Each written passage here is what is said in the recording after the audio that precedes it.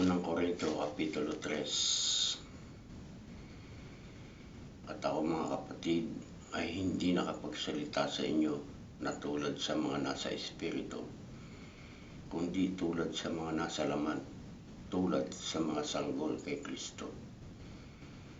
Kinandili ko kayo ng gatas at hindi ng lamangkati, sapagkat kayo wala pang kaya noon, wala, na ngayon pa man ay wala kayong kaya, sapagkat kayo'y mga salaman.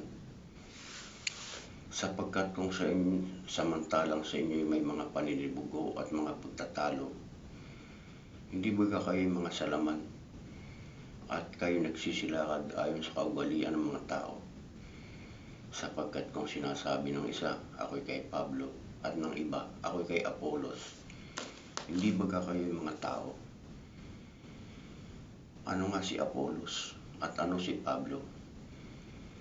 Mga ministro na sa pamamagitan nila ay nagsisampalataya kayo, at sa bawat isa ay ayon sa ipinagkaloob ng Panginoon sa kanya.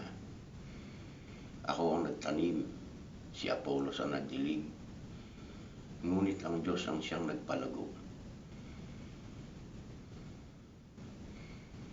Anupat ang nagtanim ni ang nagdilig ay walang anuman, kundi ang Diyos na nagpapalago.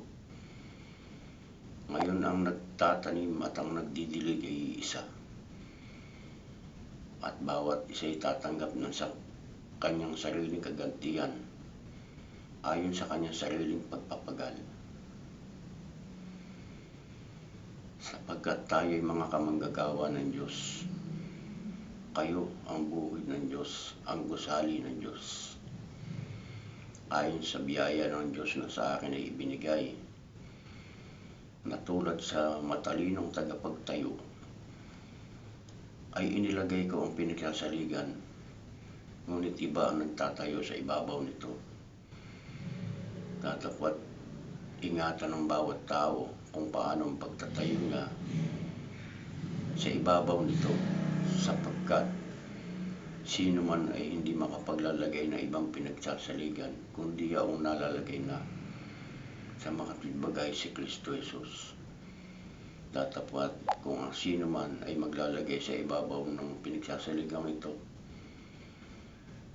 ng ginto at pilak, mahalagang bato, kahoy, tuyong dayami, ang gawa ng bawat isa ay mahahayag, sapagkat ang araw ang magsasaysay.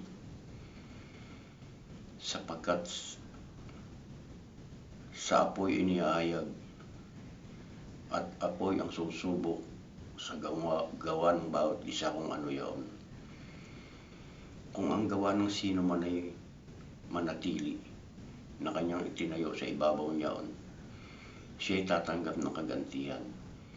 Kung ang gawa ng sino man ay masunog, ay malulugi siya, ngunit siya sa kanyang sarili ay maliligtas, gayon may tulad sa pamamagitan ng apoy.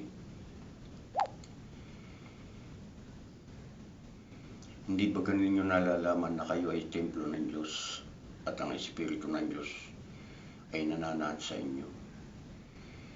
Kung gibain ng sino man ang templo ng Diyos, siya ay igigiba ng Diyos, sapagkat ang templo ng Diyos ay banal, na ang templong ito ay kayo. Sino man ay huwag magdaya sa kanyang sarili. Kung iniisip ng sino man na siya ay marunong sa kapanahunang ito, ay magpakamangmang siya upang siya ang maging marunong. Sapagkat ang karunungan ng sanlibutan ay kamangmangan sa Diyos. Sapagkat nasusulat, hinuhuli niya ang marurunong sa kanilang katusuan. At muli, nakikilala ng Panginoon ang pangangatwiran ng marurunong na pawang walang kabuluhan. Kaya't huwag ipagmamapuri hininuman sa mga tao, sapagkat ang lahat ng mga bagay ay sa inyo, kahit si Pablo, kahit si Apolos, kahit si Cephas, kahit ang buhay, kahit ang sanlibutan, kahit ang buhay, kahit ang kamatayan, kahit ang bagay na kasalukuyan at ang mga bagay na darating, lahat ay sa inyo. At kayo kay Kristo, at si Kristo ay sa Diyos.